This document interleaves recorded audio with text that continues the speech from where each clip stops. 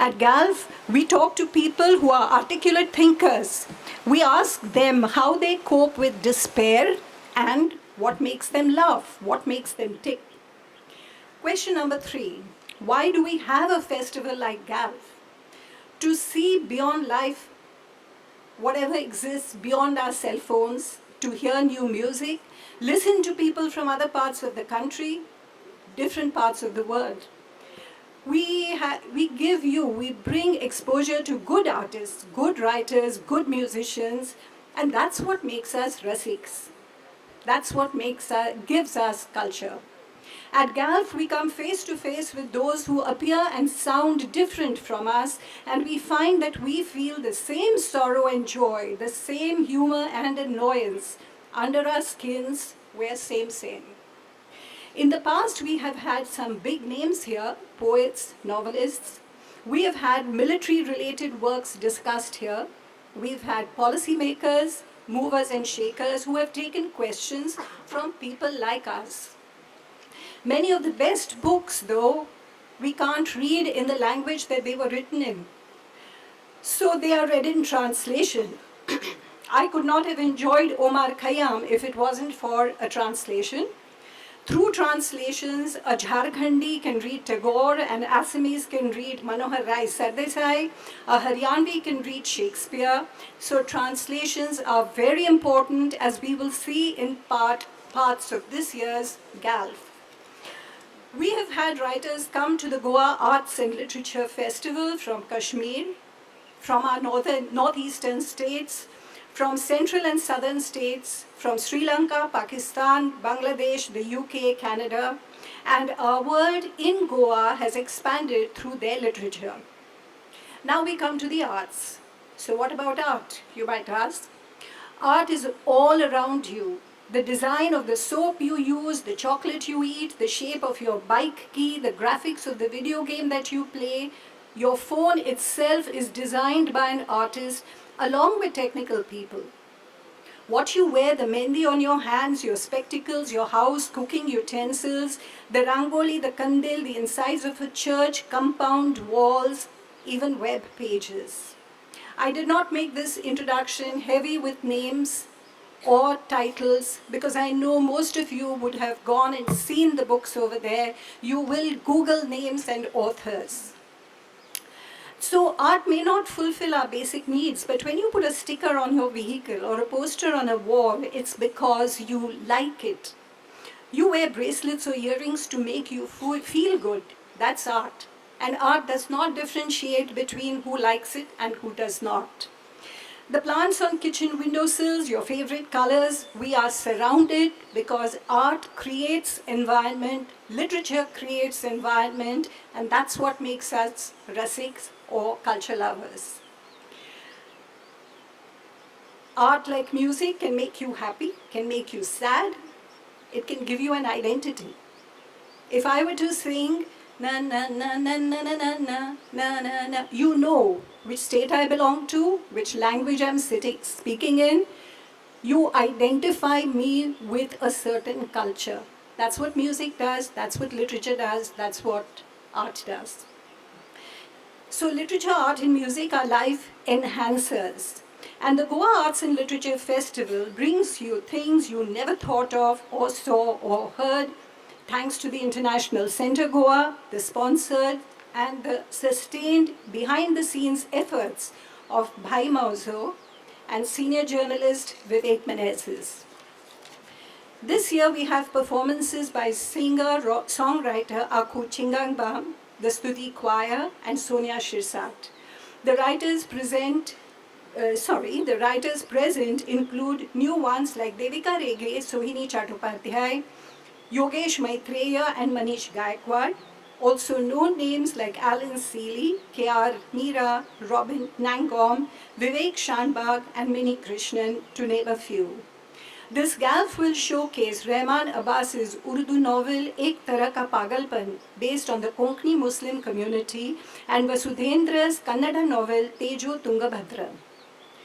Make it a point, ladies and gentlemen, to see the work of the photographers Tarun Bhartiya from Shillong and Sanna Irshad Mattu from Srinagar. we now have keynote addresses by Mamang Dai and Ranjit Hoskote, a reading of poems by Meena Kandasamy, the unveiling of Sagar Naik Mule's painting, and the launch of Bhai Mauzo's latest book, In Conversation with Vinuta Malya. The first keynote address is by Ms. Mamang Dai, poet and novelist. A former journalist and Padma Shri awardee, Dai is a recipient of the Sahitya Academy Award 2017 for her novel The Black Hill in English. Her latest book is an anthology of poems, The White Shirts of Summer, published in October last year. She lives in Itanagar, Arunachal Pradesh.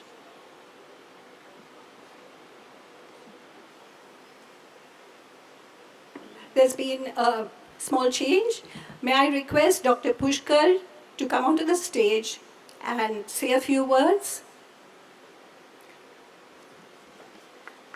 And we'll also be putting up notices outside each of the halls and in the reception area. Tomorrow at 6 p.m., the venue for Golf 2024 will shift for an hour or so to the Raj Bhavan, which is not far from here.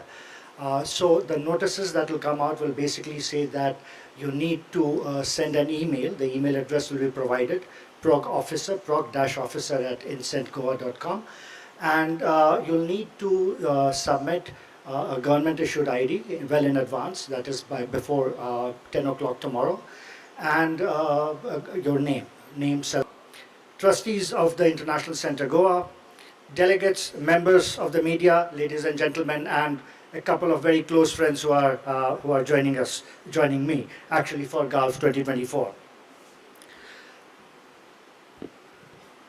This is the 5th Golf that is being organized with me around, and it is always a pleasure to welcome writers from all over the country, a few from abroad, to the Goa Arts and Literature Festival. I'll repeat this, although not everyone likes this description. We are a small festival, and we like it that way. Golf is organized by the International Center Goa in association with Goa writers. For Golf 2024, let me begin with the thanks. I would like to first heartfully acknowledge the support of the Raj Bhavan, and in particular of the Honorable Governor of Goa, Shri P.S. Sridharan Pillai. Golf's longevity, it was mentioned earlier, it started in 2010, is due to the support it has received from ICG's trustees. For the past many years, ICG's President Yatin Kakotkar has shouldered all the responsibility for raising the funds needed for organizing Golf. All this comes at a considerable cost, even a small festival. And without Mr. Kakotkar, I cannot imagine this festival happening. For those of you who are attending Golf for the first time, and I know there are some of you who are regulars, some of you who have come on and off.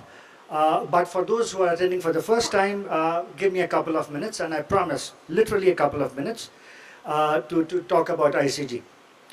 The center came up in 1996, and since the beginning, the trustees of ICG have aspired to make the institution a financially independent, non-partisan ideational center. Today, other than Golf, ICG organizes or has been also organizing a variety of programs, independently or in collaboration with academic institutions and occasionally other organizations. And I am especially proud of our Scholars in Residence program, which we started in 2019. Of the 9 writers we have selected so far, 4 have already published their books with prestigious publishers in India or abroad. And 2 more, perhaps 3, their books are due to be published in 2024. I think that's an excellent track record. On behalf of ICG, I would like to thank our festival partners, Goa Writers. The 12th edition of Golf is co-curated for the 12th time by Damodar Mauzo and Vivek Menezes. That's a huge achievement. I would also like to thank Sagar Naik Mule for preparing the official Golf 2024 artwork, which I have seen, but you will get to see later. Thanks are due to all our sponsors, donors, and volunteers, without whom the festival would not be possible. Gulf 2024 has received significant contributions from HDFC Bank, the Tempo Group, Ask Wealth Advisors, Department of Tourism, Government of Goa, Prudent, Axis Bank, and Broadway. We are grateful for their support. On behalf of ICG, I would also like to thank our media consultant, Mr. Rahul Chandavarkar, and our social media consultant, Mr. Michael Praveen. Michael was amazing last year, and I'm confident that he'll be doing a great job this year too. This year, like always, the media has been generous with their coverage of golf, and we appreciate that very much. Thank you again to all the speakers and delegates for joining us for Golf 2024. Finally, I would like to appreciate the efforts of the ICG team, beginning with Nilima Desari, with whom most of you have communicated if you arrived from somewhere to Goa. And she has handled much of the back-end work that goes into organizing an event like this. Over the last few days, Teja Nayak and Anupama Ghosh and our support staff, in particular Sabina, and the housekeeping department and the front office, they have been of great help as well. The credit for dealing with taking care of all these, small and big organizational issues goes to ICG's General Manager, Mr. Vivek Pathian, and I would like to thank him for that. Thanks everyone. That was about 2 to 3 minutes, not too bad. Thank you. To all, and especially all the delegates who have traveled from all over India and the world. Mai Mogache Yokar, welcome. Friends, we all know we live in complicated times. But today, let's count our blessings. It's a day for celebration, both individual and collective. From my perspective, standing here before this gathering of the very best and our absolutely most admired writers, artists, photographers, filmmakers, and musicians, this feels like an absolutely valedictory moment. The good old Goa Arts and Literature Festival has arrived again at the very end of what seems like an interminable series of Lit Fests this year, a veritable profusion of Lit Fests, in which many of you who are gathered here today have garnered seemingly all the glories. Mr. G.J.V. Prasad, who is here, has just won a prize. Devika Rege has just won a prize. Sohini Chattopadhyay has just won a prize. Robin Gangom, who I do not see here, has just won a prize. There are many, many more such examples. All of you could be named, really. But one that we all cherish, and I particularly am taking great pleasure in enjoying, is the fact that our Damodar Mauzo is still the reigning Jnanpith awardee. Later today, he'll be in conversation with Jerry Pinto, who has won all the prizes. Viva, as we like to say in Goa. Congratulations. We cherish you and all your victories, and we will celebrate together over the next couple of days. Friends, as you heard from Pushkar, please register, as difficult as it may be, please register. But tomorrow evening we have the rare opportunity to reconvene at sunset, just down the river from here, at the confluence of the Mandovi and Zuari rivers at Aguada Bay, one of the great crucibles of what the West now likes to call globalization. That is the poetry reading at Cabo Rajnivas, at which both Ranjit Hoskote and Mamang Dai, two of my favorite poets, will read along with others. Unfortunately, Meena will not be here, but you should definitely not miss it. However, due to an unexpected emergency, the governor, the Honorable Governor himself, will not be able to be there, nor will he make it to the expected morning session when he was scheduled to speak about Vasudeva Kutumbakam, the brilliant Upanishadic concept of the world as one family that is the bedrock of our cultural identity on the west coast of India, in the Honorable Governor's native Malabar, and especially our own Konkan coastline. By the way, I'm sorry I'm fumbling and also peering. I grabbed the wrong glasses, which is a wonderful thing at my age. Anyway, here, up and down this very river, and up and down the Mandovi that flows just below us, in that distance, the rest of the world as one family, has always been present, always been connected, always received with tremendous equanimity and aplomb and openness and an equality of exchange that is palpably different from other parts of the subcontinent where you come from and the world. Here, as far back as 1,000 years ago, the Kadamba rulers who ruled just upriver appointed an Arab Muslim prime minister to their entrepot, the rich trading port where the world came to do business on equal terms. From here, at a time when other Indians were being crushed under the British jackboot, the great Francisco Louis Gomes sailed in the other direction to Europe, where he represented Salsette and Canacona in the parliament in Lisbon and became an instant sensation in Europe.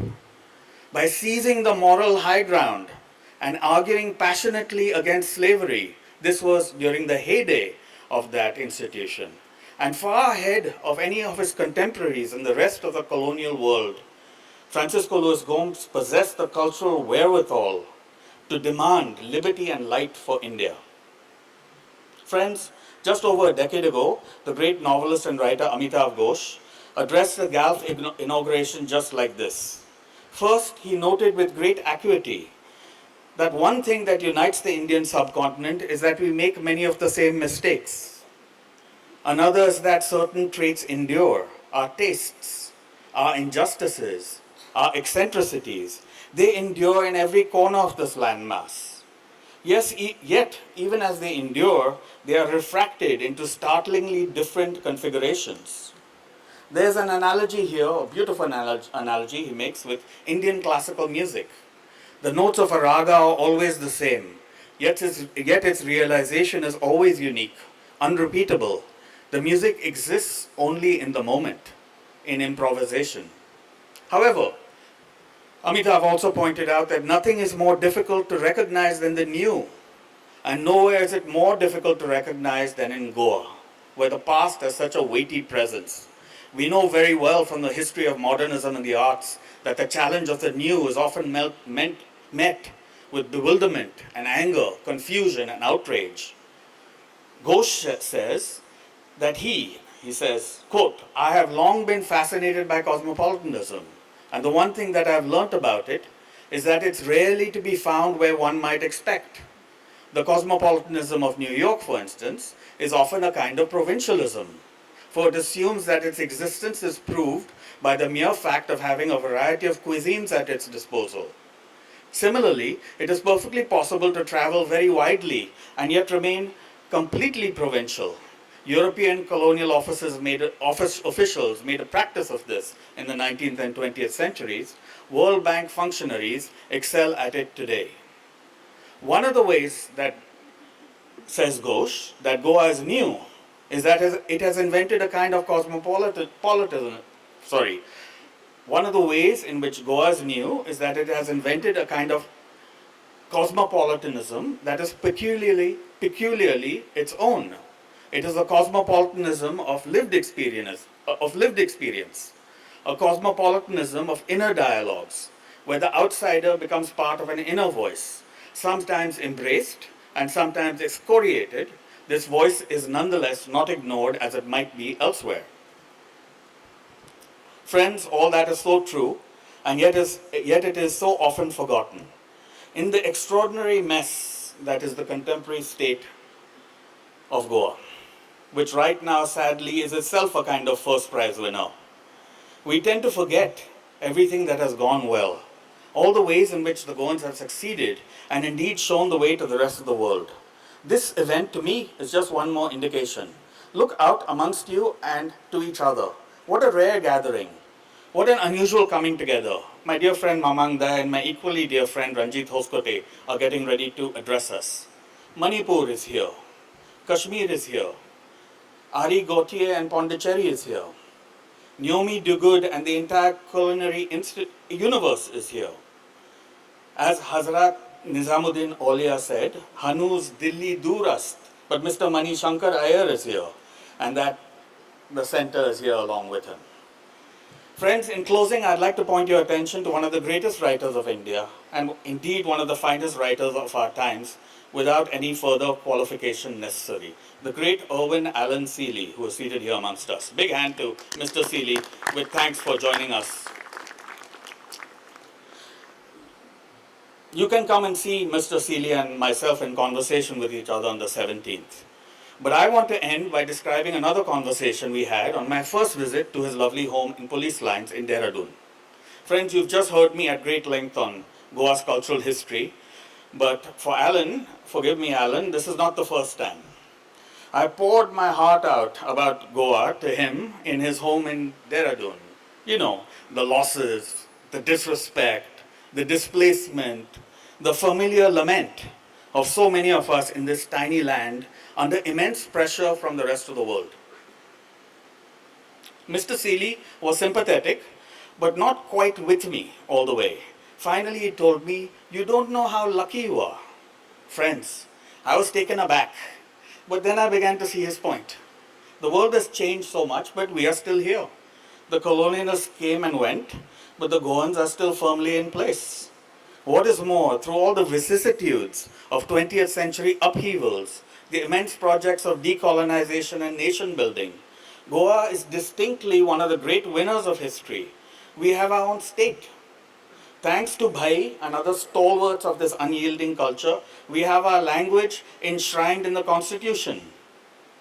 Ever since that conversation with Mr. Seeley, I have taken great satisfaction in being Goan in Goa. And this moment with all of you is one of the all-time highlights. Thank you. I hope you enjoy the festival.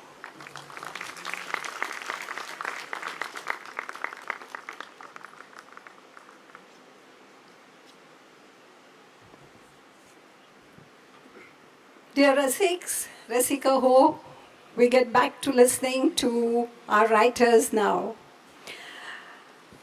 The keynote address by Mamang Dai, the keynote addresses by Mamang Dai and Ranjit Hoskote follow. A reading of poems by Meena Kandaswamy. The unveiling of Sagar Naik Mule's painting and the launch of Bhai Mahazo's latest book, which was translated by Jerry Pinto. For the 12th edition of the Goa Arts and Literature Festival. I have a festival poster actually tacked up in my room. It's been there for many years. It was, I think, one of the first, the different ways of belonging. The idea really appealed to me. It was very beautifully done, I think, by Miss Patel. Yeah, Amruta. And it's been there, it's still tacked there. It falls off, curling at the edges a little bit, but I push it back with blue tack. And then I thought, okay, this is a broad topic. Maybe I can frame something around this for this address. And then just a few days ago I saw 30 Ways of Belonging. There is an anthology coming out with the Goa Writers Group. I thought, oh no, now, and then again I thought, oh wow, like great minds think alike kind of thing. But anyway, it can be conversations by the sea, conversations by the Zuari.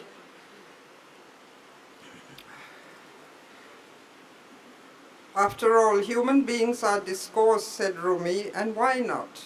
This is what literature is about.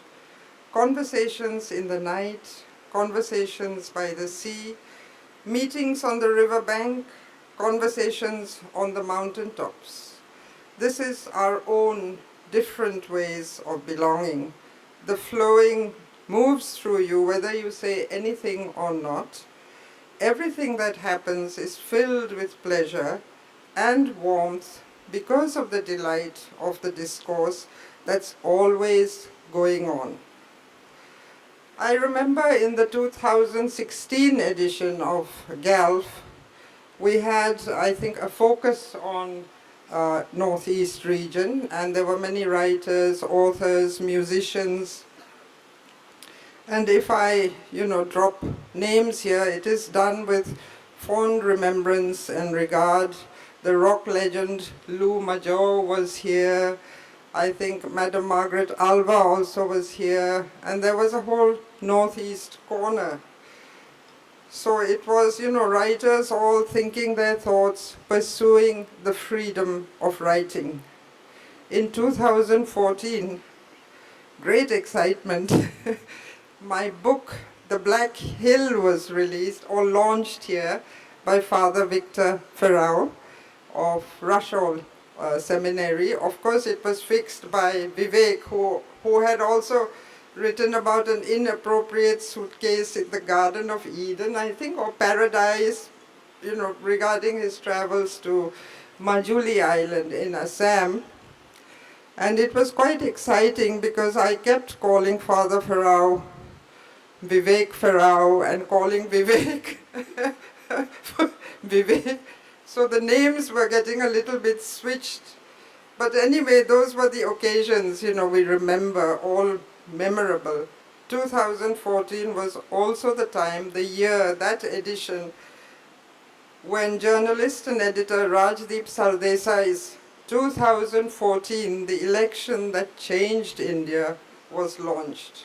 And looking back now, almost, well, a decade later, one might even quote William Butler Yeats and say, changed utterly. Just the other day, I was in Nagaland, Dimapur, at the White Owl Literature Festival. White Owl is the name of a bookshop, and this was the first major literature festival and book fair in collaboration with Penguin Random House and Oxford University Press. So it was a time when one could catch up with a lot of friends. You know, the area is so, the geographical distances are so much that even though we have friends in the region, in every state, it's not always easy to just go and visit and catch about news and, you know, certain very deep issues that have hit the area. No one imagined anything like the current situation in Manipur would erupt so suddenly. But then, our worst fears happen in the blink of an eye.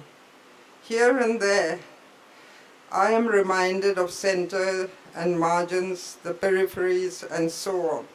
We are always talking about these things, but the so-called margins are in itself rife with a myriad diversity and differences. Nothing to say of the centers or political centers. If you look at the landscape of the Northeast, for instance, you are talking about, you know, the crucible that is the Zwari Mandovi thing. The Northeast region also is one of the most culturally diverse regions of the country, with the ethnic and linguistic populations. It was also always a very globalized part of the country because free trade, border movement was going on with Myanmar, you know, neighboring the Mekong Delta, the Shan states, and further on into Southeast Asia, following the current dictum, you know, look east, act east.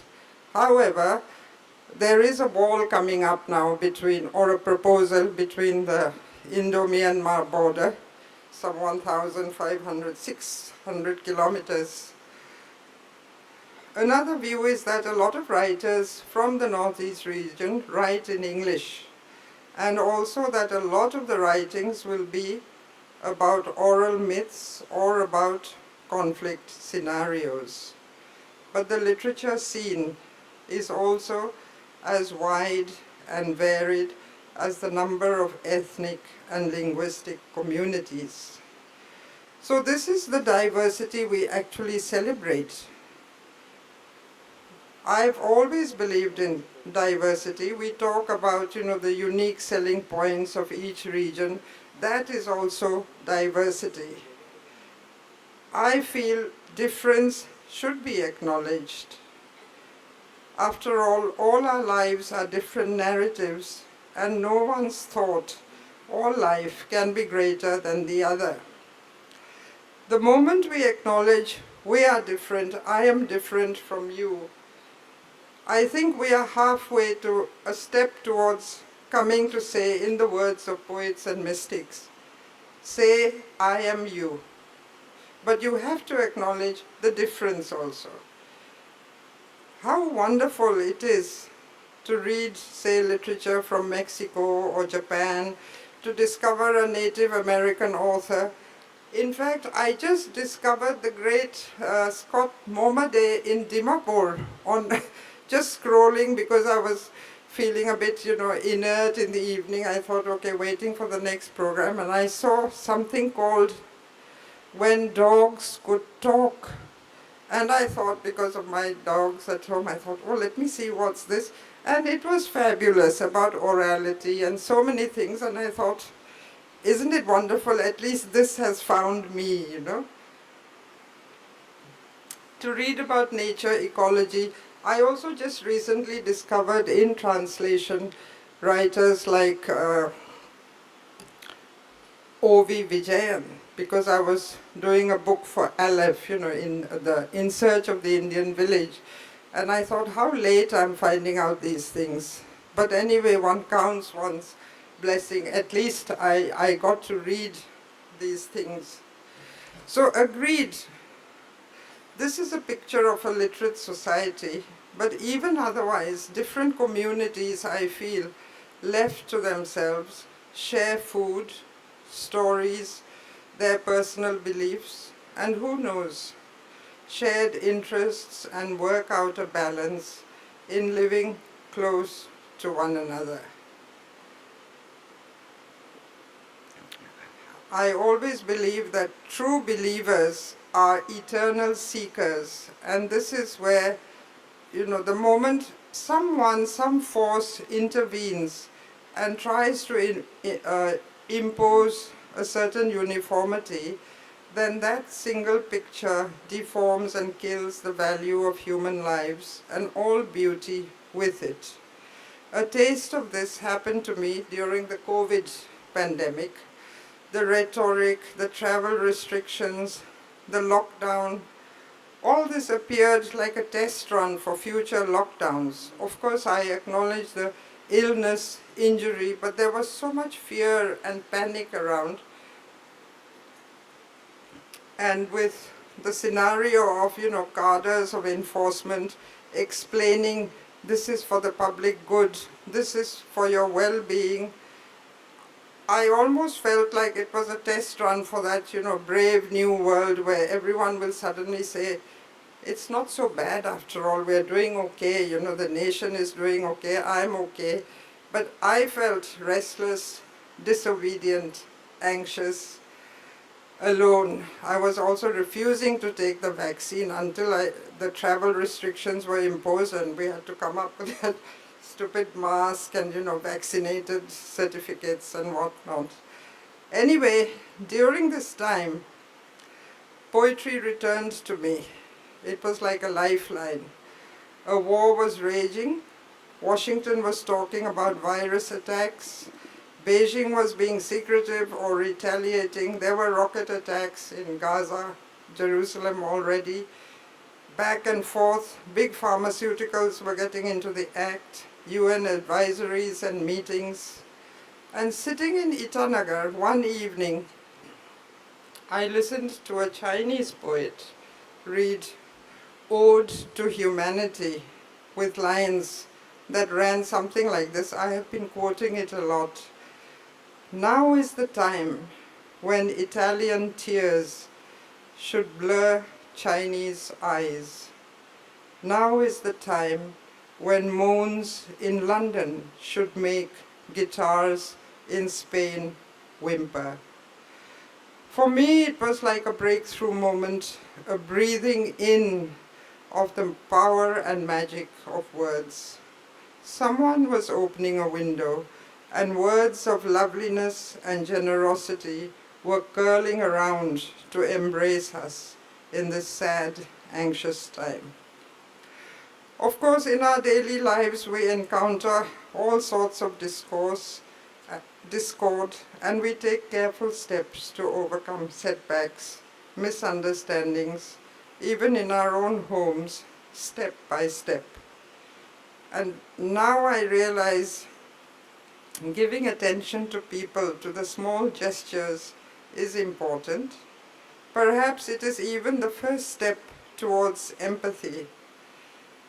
This is something I have come to realize in hearing our mythologies and listening to people's stories, where I find an inherent underlying patience and kindness. Rituals are an act of courtesy. Paying attention, the attention given to signs from the natural world, is like worship, a mark of reverence. I have also learned to appreciate the science and psychology of the longhouse, a place that may have up to 17 fireplaces. I always thought, wow, this is something interesting, anthropological, but I think our ancestors knew you don't always want to share your fireplace with someone, so there are options around. You can go to that fireplace, that kind of thing. So the psychology of that. Of course, mythologies, indigeneity have their dark side, as we know. And of course, not everyone can champion justice or beauty against all odds. Sometimes the situation is such that we don't even know what to say to each other anymore.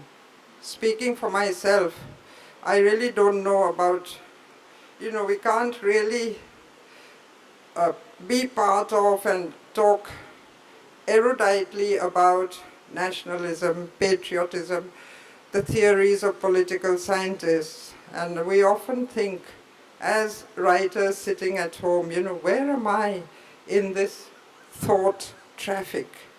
What does it mean to be me? At such times, I think, meeting like this, discourse, engaging with other literature lovers, helps us to tap into our invisible roots and be who we are. We find books, books find us. A story is endless and forever new. Here is an extract from Barry Lopez. It's been with me quite a long time, and I've been holding on to it because I find it very relevant to what I'm doing, to who I am. It's about a morning when a letter arrives. He says, I remember the morning the letter came. It was from the Office of Inland Security. And the letter said, the human imagination, the letter speculated, was a problematic force. Its use best left to experts. An imagination in the wrong hands, missing the guidance of democratic reasoning and fed the wrong ideas, an imagination with no measure of economic awareness was a loose canyon.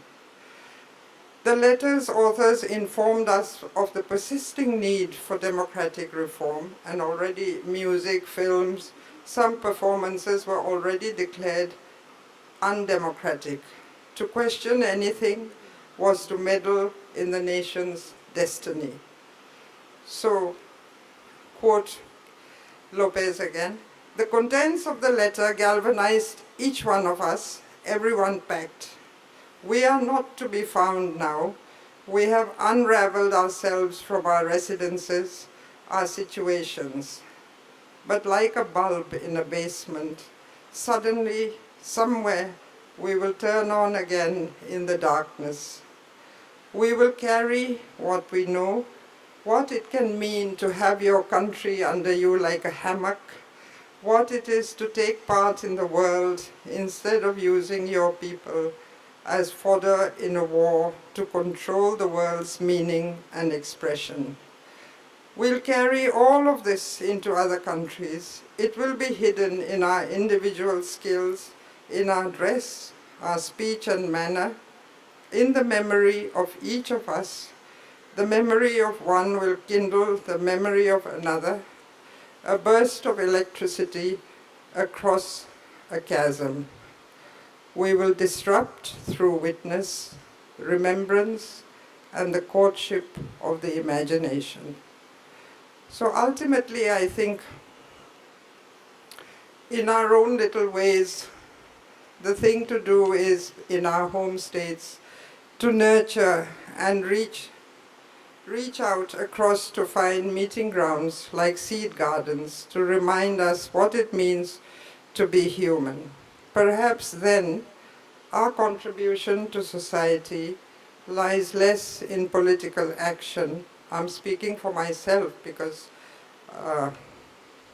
we are like rather very solitary in the background type of writers, or thematic correctness than in the two social needs that a writer is best prepared to fulfill: language and imagination. So thank you very much, Goa Arts and Literature Festival, for giving us these. Our next keynote address is by Ranjit Hoskote, a poet, a cultural theorist, translator, and independent curator. He has several collections of poetry. Hoskote is the author of the acclaimed translation of a 14th century Kashmiri woman mystic's work, I Rise Selected Poems. Rise Selected Poems. Of the Murti Classical Library of India, published by Harvard University Press. He has been given the Sahitya Academy, the S.H. Raza Award for Literature, and the 7th JLF Mahakavi Kanhaiyalal Sethia Award for Poetry. Thank you so much, Sheila. And I want to begin by thanking Bhai Mauzo and Vivek Gather and Mamang. That was such a beautiful reflection. My own reflection is seeing my cafe. Right.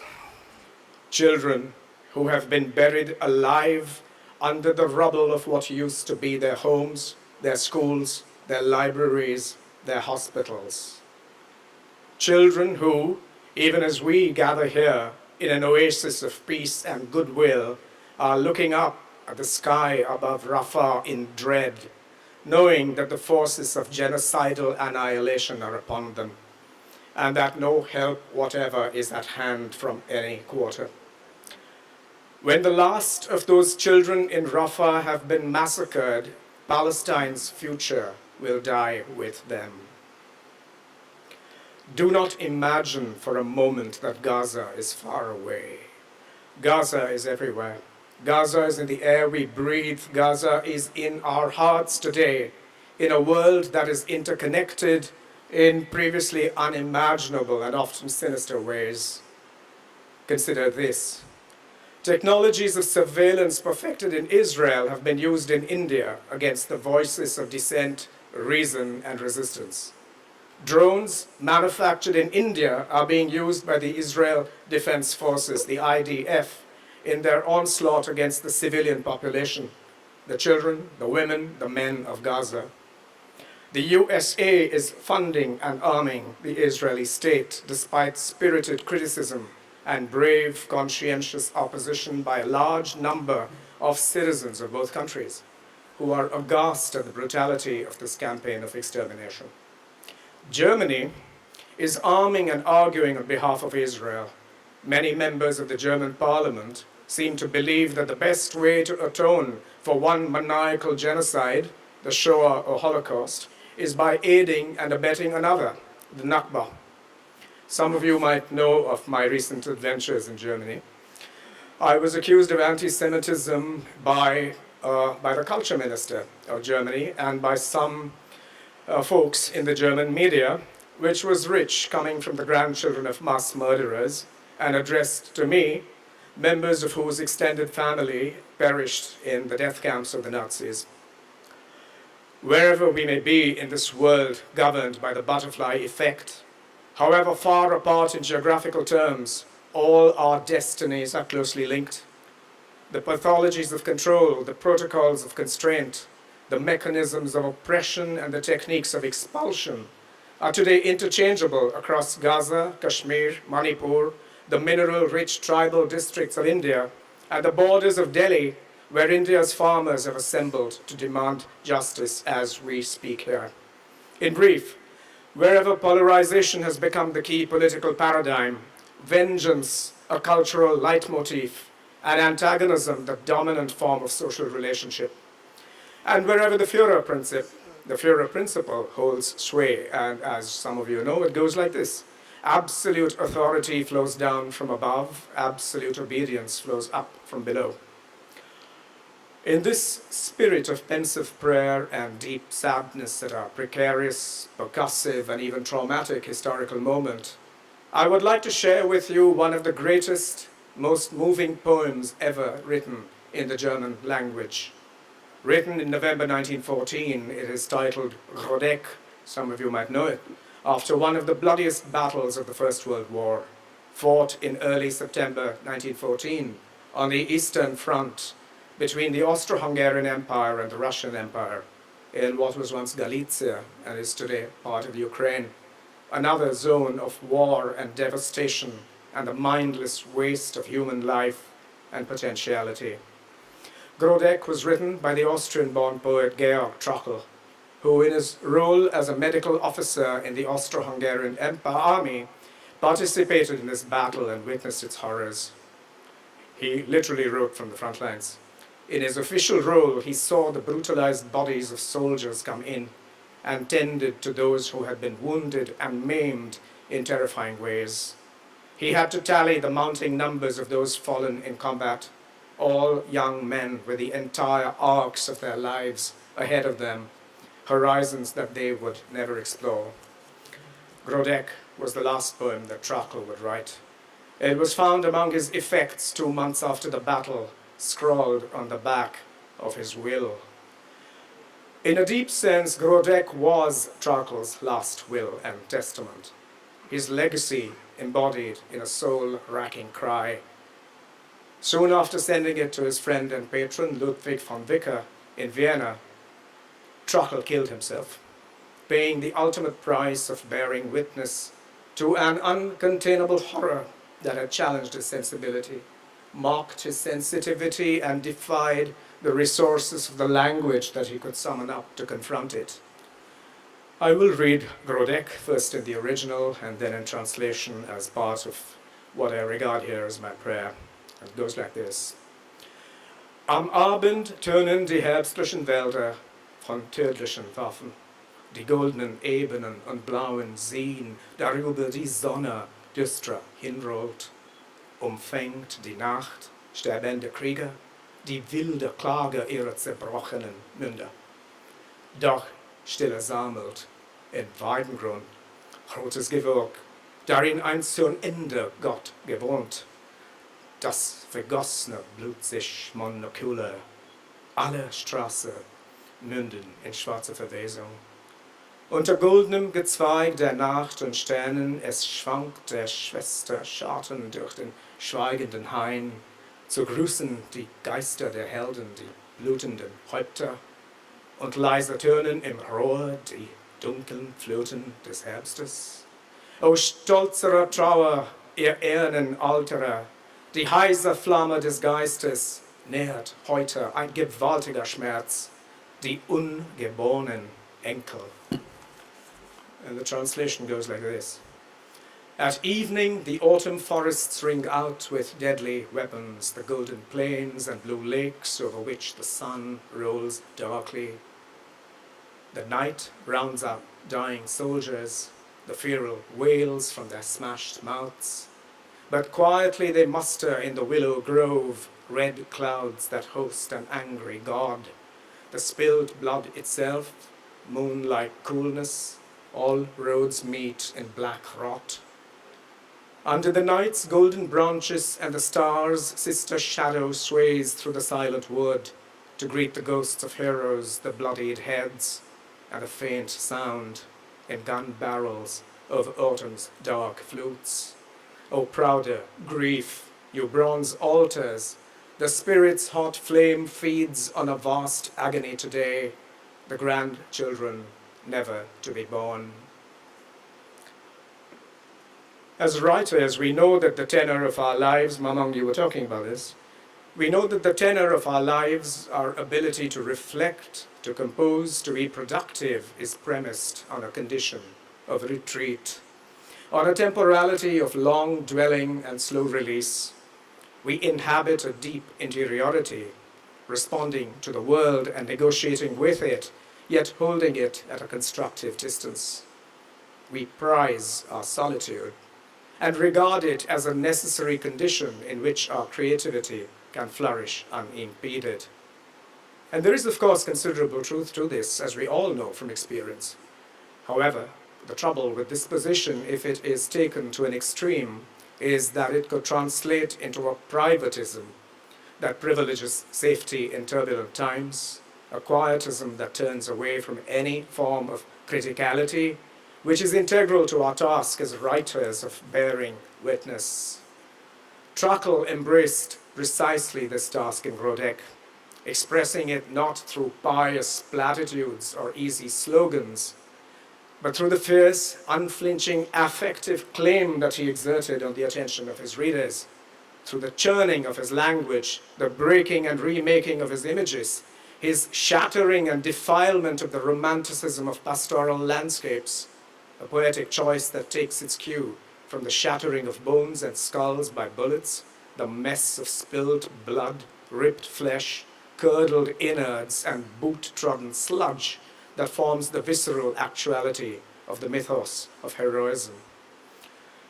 We cannot turn away from this mandate of criticality, this ethical duty of critical action, when compelling circumstances in the public sphere call upon us to shift gear into another condition, that of engagement, and another temporality, that of urgency.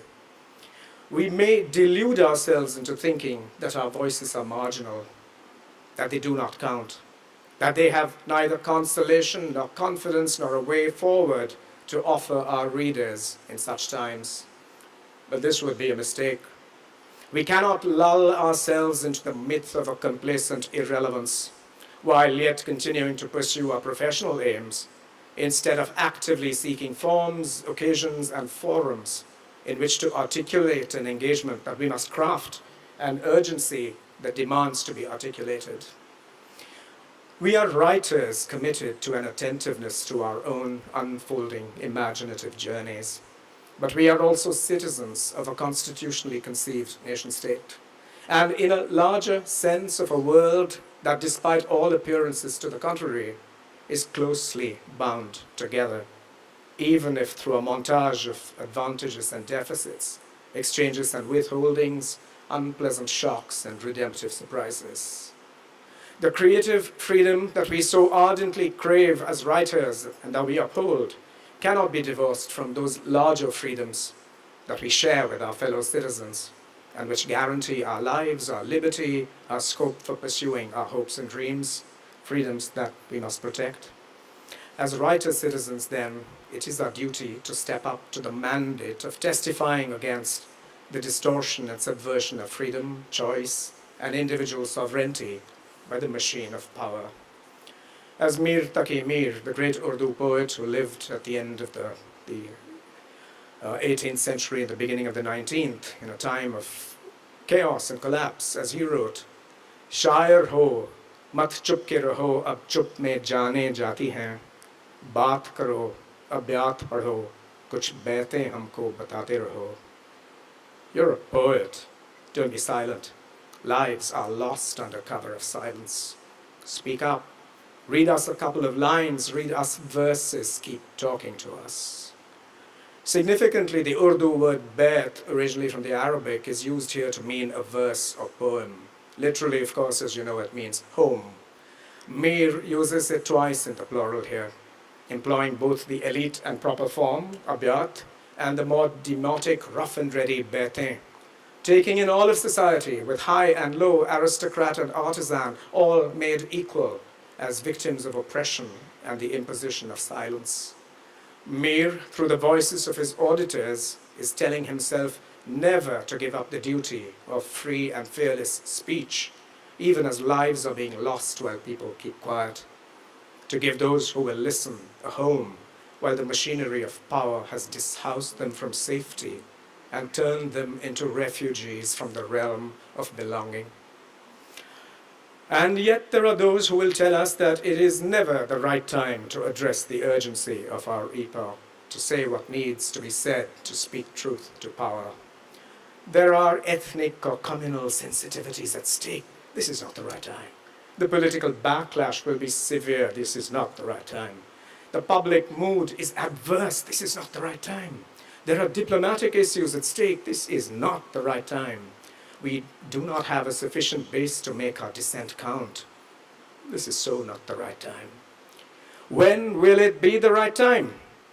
I'm looking at my watch and it says 5 to 7. It is 5 to 7 now, and now is the only right time there is and will ever be to raise your voice against tyranny, to raise our voices, for together we are polyphony, we are community, we are assembly, we are solidarity, to raise our voices against tyranny, to raise our voices against injustice, to raise our voices against censorship and the subversion of democratic dissent and the silencing of protest and every other ruse and trick and strategy that power deploys to curb and diminish the great human adventure of freedom, to curtail our right to curiosity, to creative exploration, our openness to forming relationships based on affection, trust, ethical conviction, and courage, our prerogative to uncover plural pasts and imagine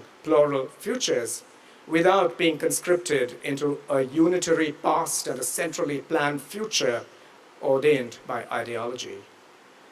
Now is the time.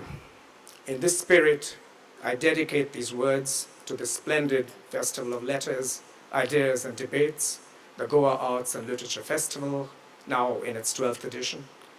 May it always be a platform for constructive engagement, a forum for the open and fearless discussion of the urgent. Thank you for your attention. I hope reminds you of the hymns that you probably sang in your childhood assemblies when the rod to see their tasks well done.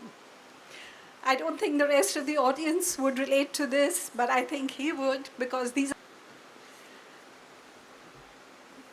We now have the unveiling.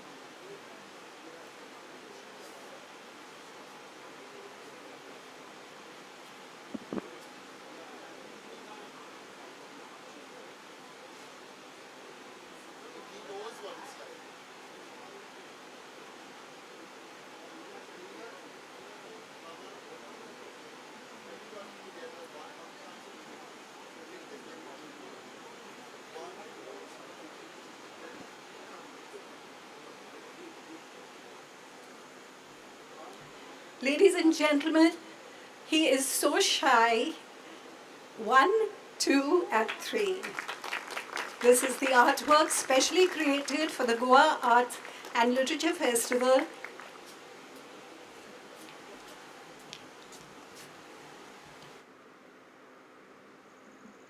For selecting me as an official artist of this festival, honorable all dignitaries and all my dear friends.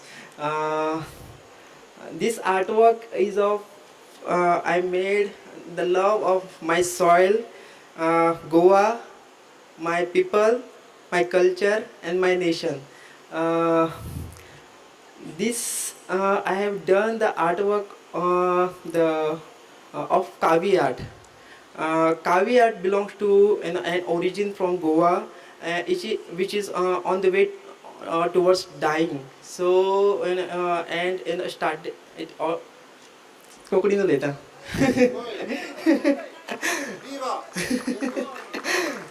So सगळ्यांक तुमकां आमचे गोंयकार कोण आसा तांकां सगळ्यांक खबर आसतलें कावी आर्ट हें गोंयकारांचें आर्ट आनी मातये पासून काव मिन्स द रेड सॉयल.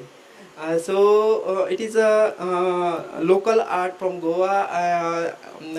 देवळांनी घरांनी आसताले वण्टींचेर पण ते मरताले कारण रिजन की आर्टिस्ट तेजेर कोण काम करिना तशें आनी हांगसरल्यान आर्टिस्ट आशिल्ले ते म्हाका दिसता पोर्तुगीज टायमार भायर गेले म्हणल्यार Maharashtra Karnataka even Kerala. So art work हांगसर त्या टायमार कितें केलें 400-500 वर्सां ते तशेंच उरलेले. Being an artist of 21st century, हांवें COVID-19 टायमार कावी आर्टाचेर गेलो हांव. कोवीड-19 खूब जाणांक लागून वायट आशिल्लो, पूण म्हाजे खातीर कोवीड-19 खूब बरो आशिल्लो. रिजन की कावी आर्ट हांवें त्या टायमार एक्सपेरिमेंट करून म्हाका दिसता नवरात्रांक हांवें तेन्ना 9 देवी काडल्यो. म्हाका दिसता ही सगळी कृपा आशिर्वाद कितें म्हाका मेळटा पळय न्ही, तो म्हाका त्या देवीनी 9 देवीनी दिलो आनी हे तांबडी मातयेन दिलो. म्हणून आयज हांव तुमचे मुखार हांगसर आसा. So even sir, this is when I started the campaigning of Kavi art. This Prime Minister of India, recognized this art form through nationally, and it got a national platform. So आतां म्हाका अशें दिसता की कावी art हांव 21st century Ravan इन अ contemporary field कितके फुडें व्हरपाक शकता, होच म्हाजो प्रयत्न आसता. आनी त्या खातीर हांवें हो फर्स्ट टायम कॅनवासाचेर POPची प्लेट घेवन एक हांव स्वताक कसो एक मातयेच्यान पळयता होच एक करपाचो प्रयत्न केला. म्हाका दिसता तुमकां सगळ्यांक आवडटलो. आनी मातयेचो मोग आनी तुमचो सगळ्यांचो आशिर्वाद म्हाका सगळ्यांचो असोच आसूं दी. देव बरें करूं.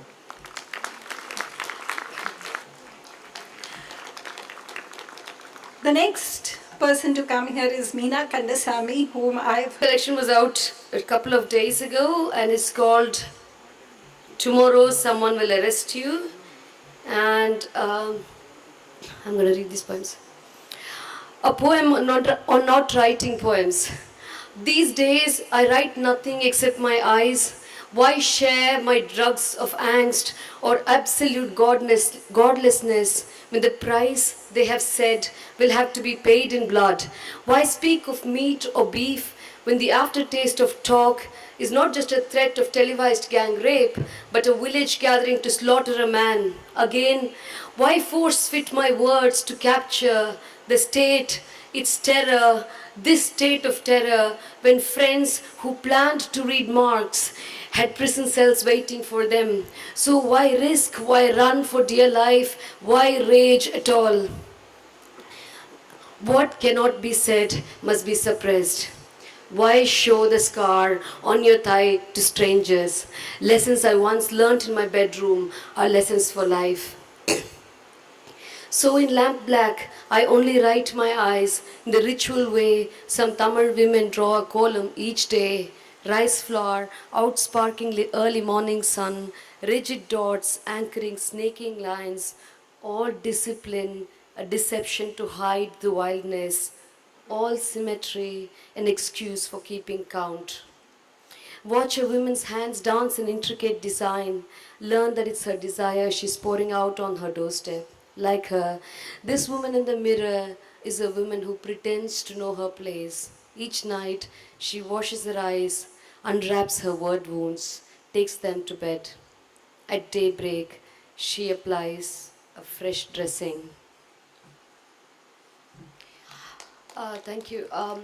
One of those things that, between my last collection, which appeared 12 or 14 years ago, and now is that I've become a mother, and I think it's irrevocably changed me. And the kind of poetry writer, and it's also, I think, part of what's happening now in Gaza. 12,000 Palestinian children dead means that every time I kiss my children, or I put them to bed, or I watch them play, or I indulge in anything they ask, there's only one thing I think: well, there are children who don't exist anymore, and it's so unfair. You who never run out of words. You who never run out of words, comrade who bombards me with endless numbered arguments. How do you believe in absolutes as the seas rise, as ice shelves break, as spring comes in winter, as monsoon turns into a torrent of cyclones, as life halts for years and days resemble abandoned roads? Here, life is a roll of dice, a vagabond's paradise, but you dream in black and white. You punctuate small talk with your slogans, dazzle us with history as anecdote, joke, warning. Broken within, I ramble to a friend who soon turns lover. The comrade, he's my conscience, he has my heart, but he's unadulterated gold, too pure to be a jewel, too soft to hold a gem, To his spotless blue sky, I'm a thunderstorm sending forth portents. We share you like a secret. I promise to be strong. In the kitchen, you and I, we hear the radio. The earth is on fire, the reports say. And I ask you, unsure, if we did right in having children.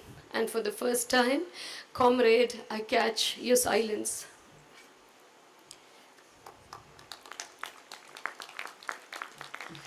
Uh, this is the title poem, but it's also a poem I often I read the most often in the last 10 years.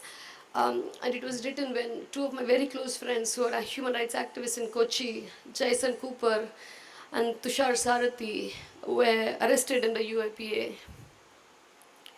Tomorrow someone will arrest you. Tomorrow someone will arrest you and will say the evidence is that there was some problematic book in your house. Tomorrow someone will arrest you and your friends will see on TV the media calling you terrorist because the police do. Tomorrow someone will arrest you. They'll scare all lawyers. The one who takes up your case will be arrested next week. Tomorrow someone will arrest you. Your friends will find you active on Facebook a day later. The police logged in as you. Tomorrow someone will arrest you. Your friends will find that it takes 4 days to find 1,000 people to sign a petition. Tomorrow someone will arrest you. Your little child will learn what UAPA stands for. Your friends will learn of Section 13.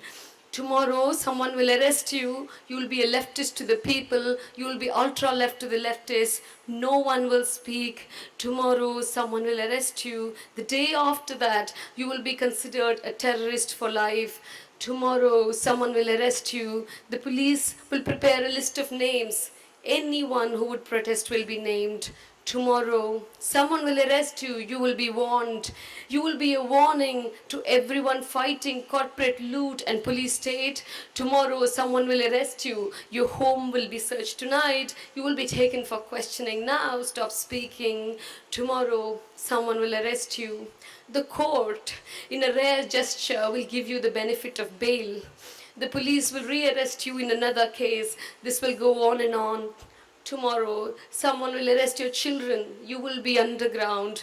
The police will tell your old mother to consume poison and feed it to the kids. Tomorrow, someone will arrest you, your partner, your children, your children's children. Some measures are essential to keep a democracy alive. Long live silence.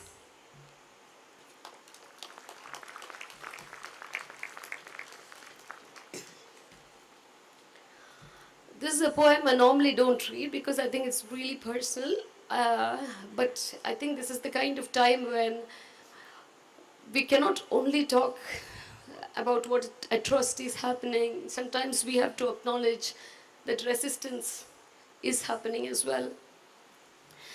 A militant whom my lines cannot hold, whom my lips cannot kiss, whom my eyes cannot hide, whom my memory cannot mark with the date of birth or even death.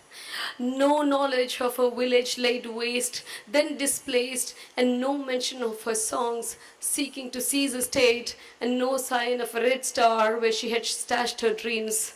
In this book of martyrs, only that blood-drenched story in 3 bold words. One woman, comrade, to say she died fighting for her people. Sorry.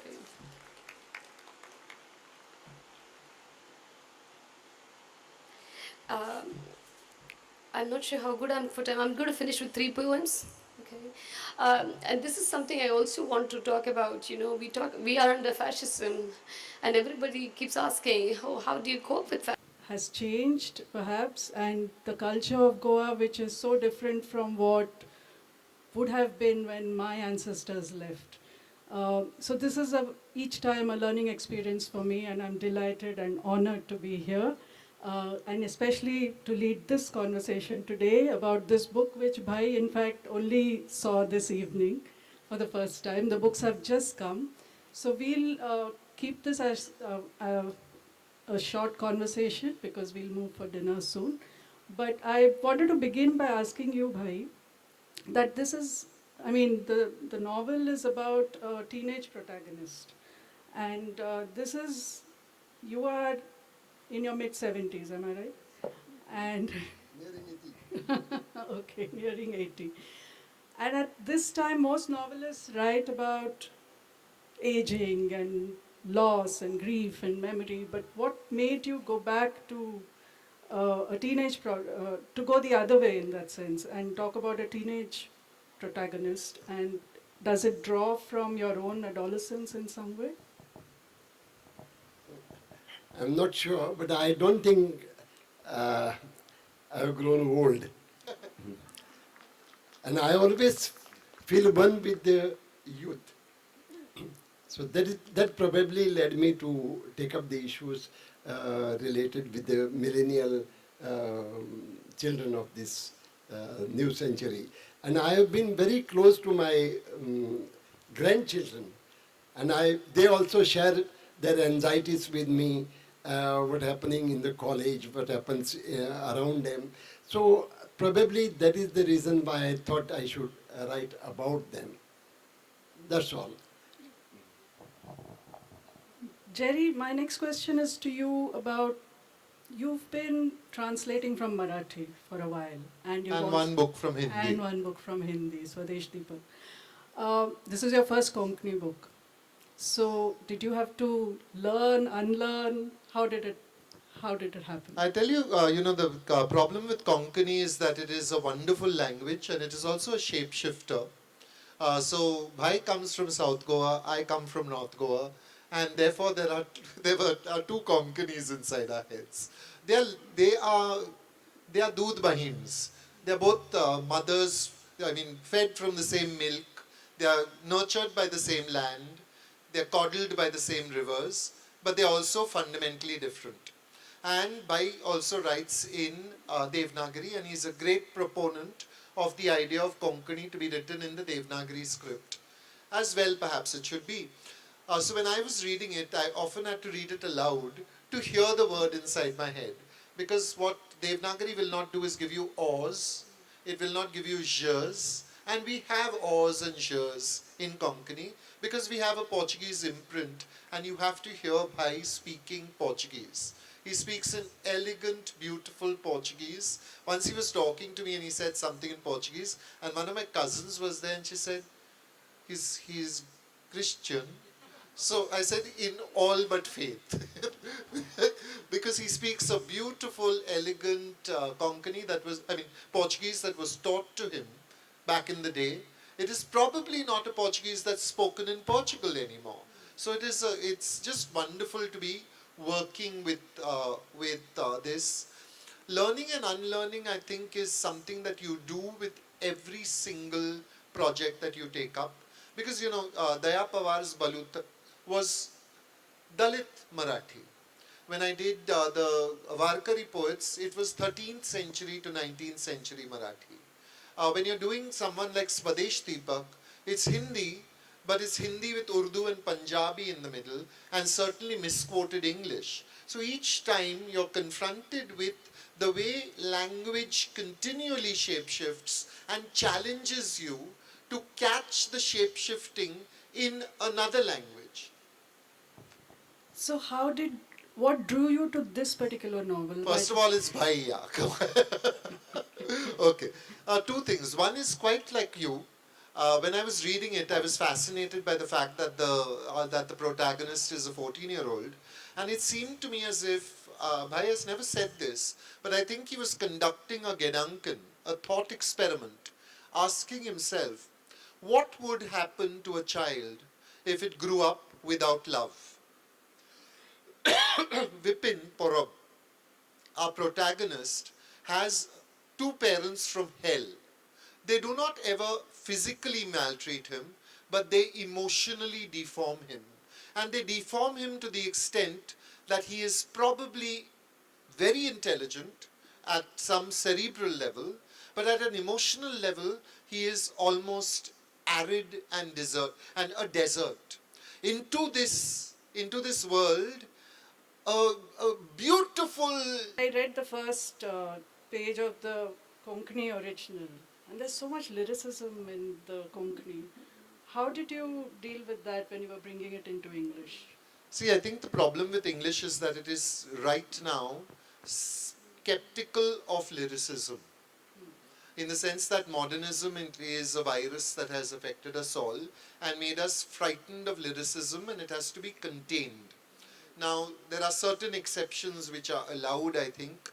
For instance, the Latin Americans may be lyrical, may be allowed lyricism, but that's part of a larger, I don't know how to put it, but I think there is a certain problem.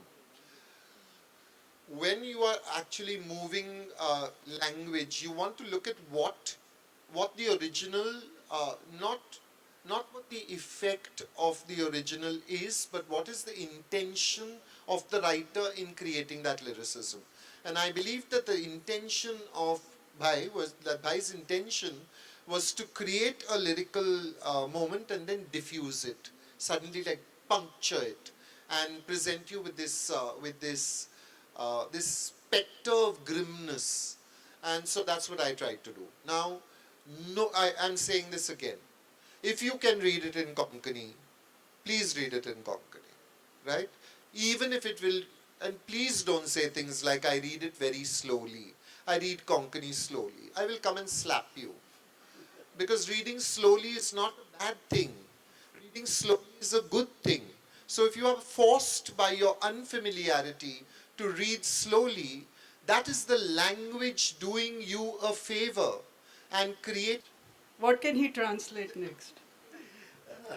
In fact, after finishing our reading, Jerry asked me, are you going to go for,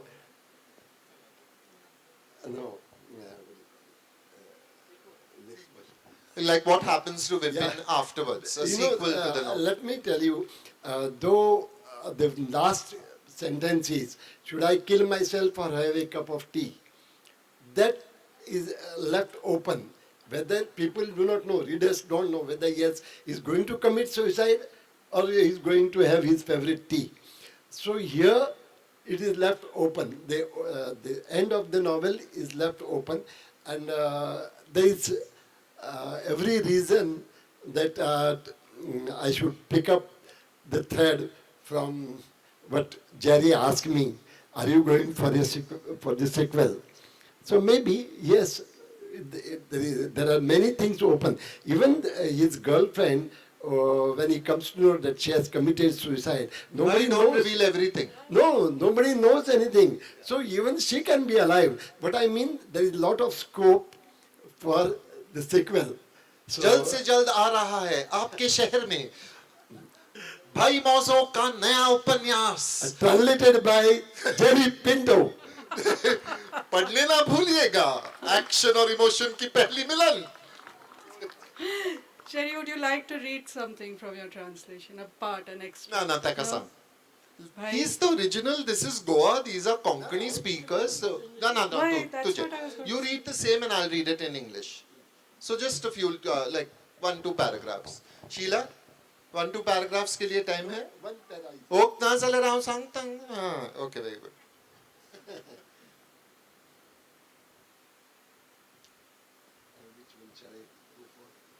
I think always do the opening paragraphs. For a novel, that's easiest. Yes. I'm seeing this book for the first time also.